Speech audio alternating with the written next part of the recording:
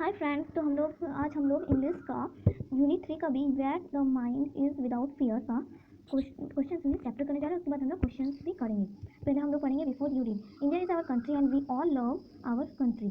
India की जो है हमारा देश है और हम सभी देश से प्यार करते हैं। दिस पोएम में has been composed by Rabindranath Tagore. ये जो पोएम है ये किन्होंने लिखी है? रविंद्रनाथ टैगोर ने। ये आपका क्वेश्चन एग्जाम में भी आ सकता है, इससे आप याद रखिए कि इस पोएम को किसने लिखा है। देखिए, India got freedom from the British rule he prayed British rule. देखिए, इन्होंने कब लिखी थी? India got freedom from British rule. जब इंडिया ब्रिटिश रूल से फ्रीडम मिल गया था उन्हें, तभी इन्होंने ये जो है कविता लिखी थी। तो he prayed to God for freedom of all country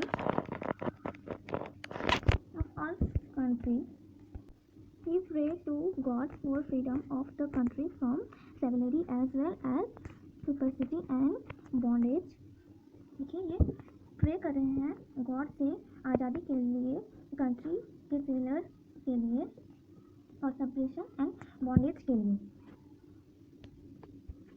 तो read the poem to find out what else he pray for. तब हम इस पोएम को पढ़ेंगे ये जानने के लिए कि रविंद्रनाथ टैगोर ने क्या प्रे किया, क्यों किया, ये सब जानने के लिए हम क्या करेंगे, इस पोएम को पढ़ेंगे। तो चलिए स्टार्ट करते हैं। Where the mind is without fear and the head is held high।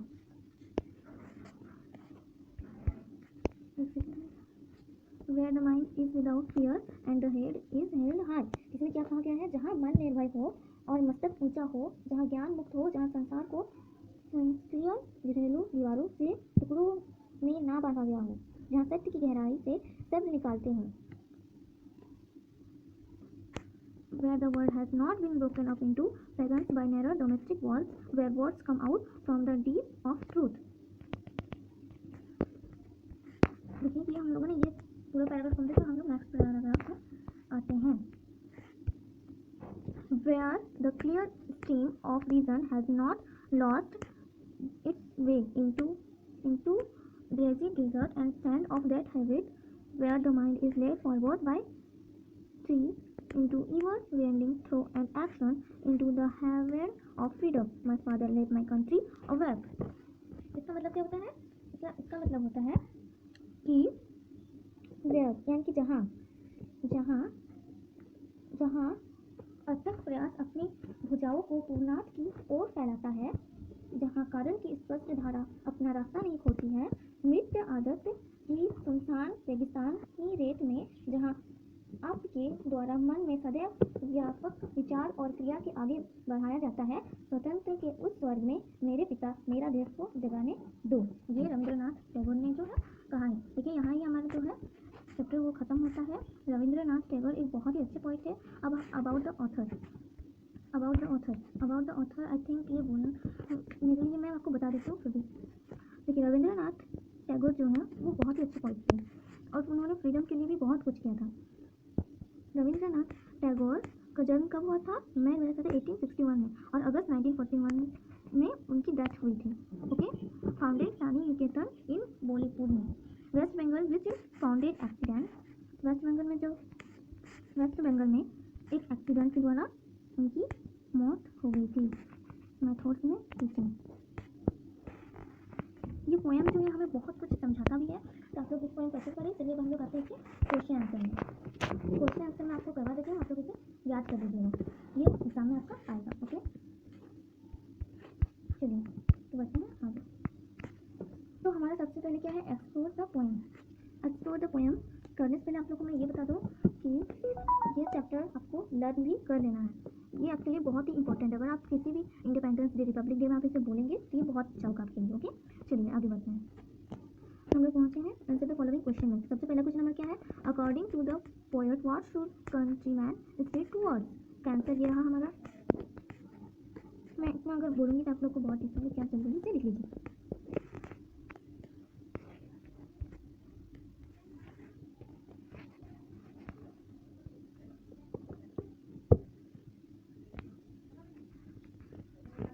ये देखिए, ये रहा हमारा ये। आप लोगों ने अगर इसे नहीं लिखा था तो ऊपर मैं दिखा देती हूँ। ये चौथा रीड,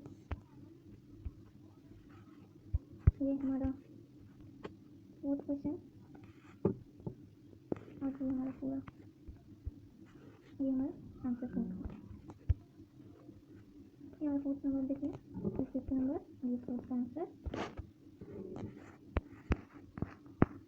इसके बाद हमारा आता है answer the following question with reference to content.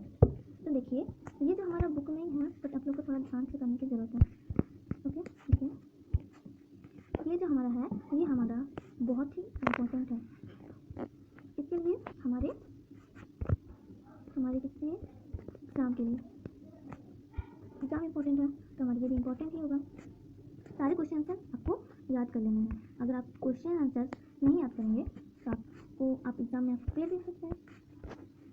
जैसे भी मैं क्या कहने लगी, लेकिन आंसर जो है याद करना हमारे लिए बहुत इंपॉर्टेंट होते हैं। इसके लिए इम्पोर्टेंट होते हैं हमारे लिए, हमारे एग्ज़ाम के लिए।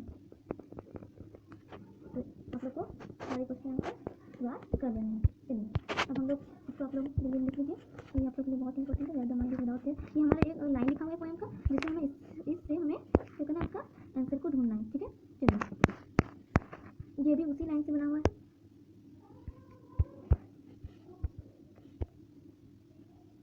ये चीज़ उसी लाइन से बना हुआ है। ये भी लाइन हमारे यहाँ पर आता है। देखिए ये लाइन हमारा यहाँ पर आता है। चलिए आगे बढ़ते हैं।